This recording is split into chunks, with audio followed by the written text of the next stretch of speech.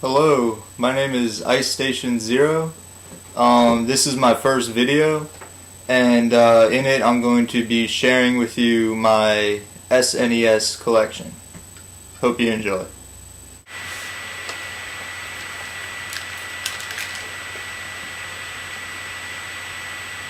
As you see here, I have my Super Nintendo console and controller.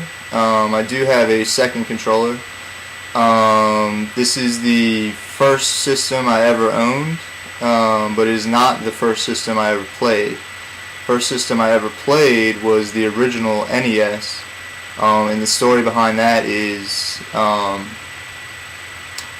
mom's co-worker was a good friend of hers, and she came over one day with her son for me to play with, and he brought his NES with the original Mario Brothers and Duck Hunt with the Zapper gun, and of course that was a lot of fun. But it wasn't for a year or two later, this must have been early 90s, that my dad came home with the Super Nintendo. And I do have the original box here, right here. Back to the system itself, it does still work completely fine. It plays all the games I own for it without any problems. It does have some yellowing here. Based on what I researched online, which wasn't that extensive, I understand it to be some kind of oxidization. Back in the day when Nintendo was manufacturing these, they put some kind of chemical on it to prevent it from catching fire. And again, this is based on what I understand from the internet. If I'm wrong, please let me know. And they didn't know that the chemical they put on it would, in years to come, turn the paint from a gray to this yellow gold, somewhat greenish color that you see here today. But if you don't mind that, which I don't really, it still is a perfectly good system in fine working order. Now I'm going to show you some of the games that I own for the system, and it's not that many, but I still think it's a pretty good collection. First one here is Super Mario World, and it is the pack-in game for the Super Set, which I showed you earlier. It's a lot of fun. It's probably, in my opinion, the best Mario game ever.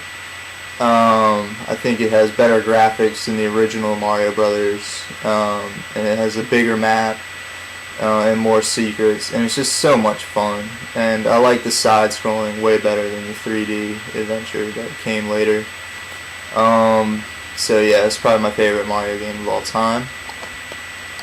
Next I have Super Metroid, which is another side-scrolling platformer from Nintendo. And it's a lot of fun too. It's highly replayable. I still play it a lot to this day, trying to memorize how to beat the whole game from memory, and get all the secrets and do it under 3 hours so I can get the best ending. So it's a lot of fun. My goal I just told you about, like, I still get stuck in a couple parts, trying to get a few missile expansions here and there that are really, really tricky. But yeah, this game is highly replayable and I highly recommend it. And I do have the original box here with the manual inside there. Next I have Donkey Kong Country, which is another side-scrolling game. But the thing with this one is it had really good graphics for its time.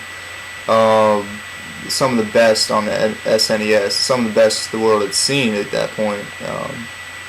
And almost they had like 3D rendering of the characters on a 2D background, so it was really neat back then, and it's a lot of fun. And here's the box for Donkey Kong Country with the manual inside.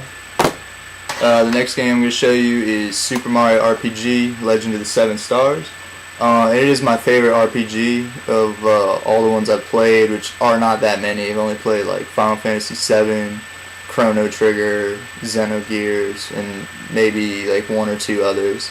But this one's my favorite because it's a little bit easier than most RPGs. But besides that, it has a really good story. It really is a great game, well-made game from Squaresoft, which was at the peak of their awesomeness at this time. and they combined with Nintendo to present these characters like Mario and Peach and Bowser in a really just classic way. Gino was awesome, Mallow was awesome.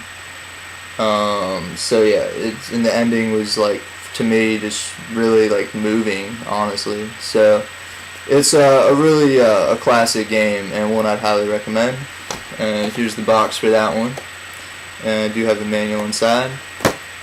Actually, I own the original boxes and manuals for all my games in the Super Nintendo Collection. Next one is Pilot Wings. This one was one of my first games that I got for the system. My dad actually bought it with the system, and basically there's a bunch of little missions, like you fly a plane, a hang glider, a rocket belt, you skydive and stuff like that.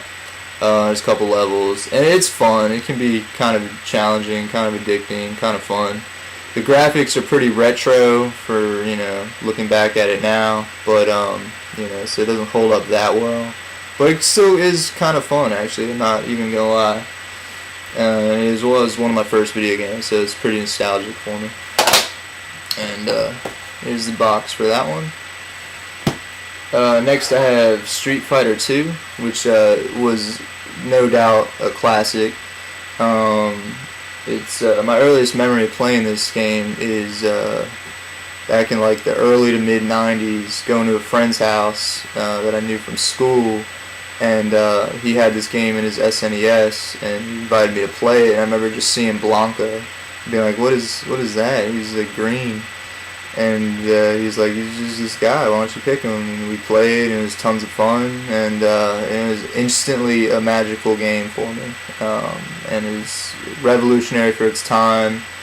It's still even fun to play to this day, and the series that it, the franchise that it, spawned is still going strong.